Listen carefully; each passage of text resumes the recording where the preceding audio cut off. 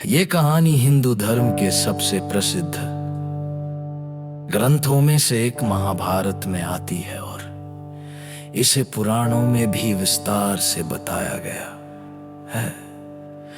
ये कथा एक स्त्री की अटूट निष्ठा, प्रेम और धर्म की शक्ति को दर्शाती है, जिसने स्वयं यमराज से अपने पति के प्राण वापस प्राप्त किए।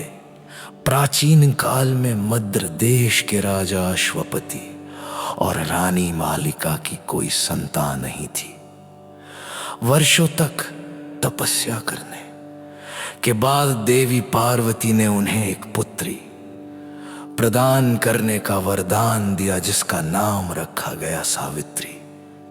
सावित्री असाधारण रूप से सुंदर, बुद्धिमान और धार्मिक प्रवृत्ति की थी। जब विवाह योग्य हुई तो स्वयं एक उपयुक्त वर खोजने निकली। कई राजाओं और राजकुमारों को देखने के बाद उसने वनवासी राजकुमार सत्यवान को अपने पति के रूप में चुना। लेकिन जब नारद मुनि ने राजा अश्वपति को बताया कि सत्यवान की आयु बहुत कम है, वो केवल 1 वर्ष बाद मर जाएगा, तो राजा चिंतित हो गए।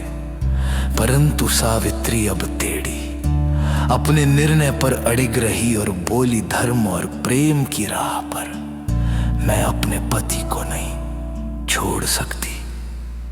सावित्री का विवाह सत्यवान से हो गया और वह वन में अपने सास ससुर के साथ रहने लगी। उसने अपने पति और परिवार की सेवा को ही अपना धर्म बना लिया।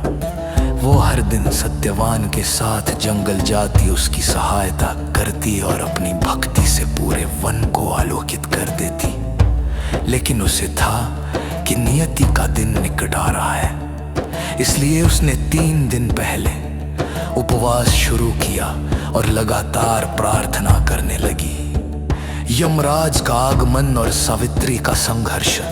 जिस दिन सत्यवान की मृत्यु का समय आया, वह लकड़ियां काटते समय अचानक बेहोश हो गए और उनकी आत्मा यमराज के दूतों ने निकाल ली। तभी यमराज स्वयं प्रकट हुए और सत्यवान की आत्मा को लेकर यमलोक की ओर जाने लगे। सावित्री भी उनके पीछे चल पड़ी। यमराज ने उसे समझाया है, पुत्री, तुम अब अपने पति को वापस नहीं पा सकती, यह विधि का विधान है। लेकिन सावित्री चतुर और धर्मशील थी। उसने कहा, हे यमराज, स्त्रियों का धर्म है कि वे अपने पति का अनुसरण करें, इसलिए मुझे भी साथ ले चलिए। यमराज प्रभावित हुए और बोले, तुम मुझसे कुछ भी मांग सकती हो। परंतु सत्यवान के जीवन के अतिरिक्त सावित्री ने पहला वरदान मांगा, मेरे सास ससुर का खोया हुआ राज्य उन्हें वापस मिल जाए। यमराज ने कहा, तथास्तु। फिर उसने दूसरा वरदान मांगा, मेरे पिता को से पुत्र प्राप्त हो। यमराज बोले, ऐसा ही होगा। अब सावित्री ने अंतिम वरदान मांगा, मैं सत्यवान से पुत्रों की माता बनूं।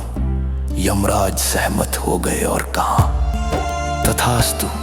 लेकिन फिर तुरंत ठिठक गए, यदि सत्यवान जीवित ही नहीं रहेगा तो यह वरदान कैसे पूरा होगा।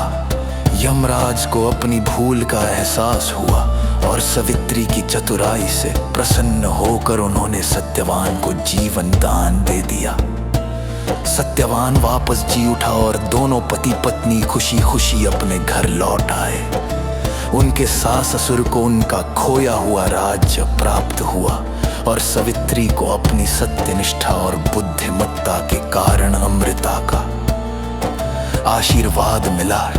कथा की शिक्षा, एक स्त्री की निष्ठा और प्रेम किसी भी विधि को बदलने की शक्ति रखते हैं। 2 धर्म और सत्य के मार्ग पर चलने वाला कभी पराजित नहीं होता। 3 बुद्धिमानी से काम लिया जाए तो सबसे कठिन परिस्थितियों में भी सफलता मिल सकती है। पतिव्रता नारी की शक्ति इतनी महान होती है कि वह स्वयं मृत्यु को भी पराजित कर सकती है अगर आपको ऐसी और रोचक पुराण कथाएं चाहिए तो बताइए।